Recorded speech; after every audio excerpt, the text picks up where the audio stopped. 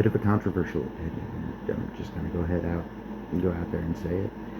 I don't think trans people are the gender that they're claiming to be now.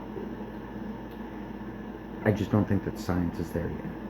I think it will eventually, and I think we'll get to a point where we can all look back and realize where we're at right now just wasn't it.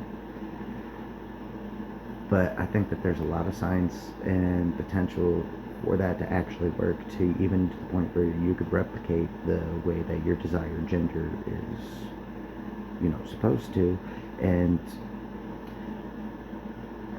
I know that it might offend some people to try to say this, but I think right now we're hitting a point where, because the disconnect, because the science isn't quite there, and we're getting to the point where we can realize intellectually that people are inside the actual, gender that they're trying to. There's a lot of studies that I've started to see. I don't know the validity of them, but I've seen enough in a broader sense to at least become the mind that maybe you could be,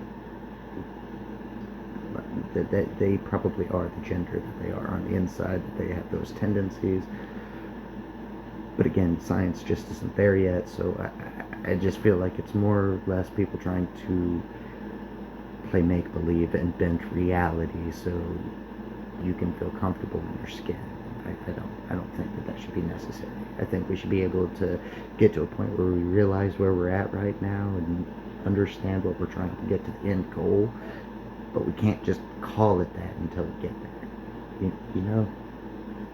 Maybe I'm an asshole and a little bit bigoted. I'm going to change my mind if I see, studies and things like that.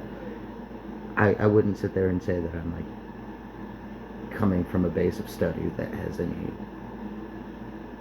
huge validity in that, but just from the bits and pieces that I'm at, this is where I'm at. So work with me here on these thoughts.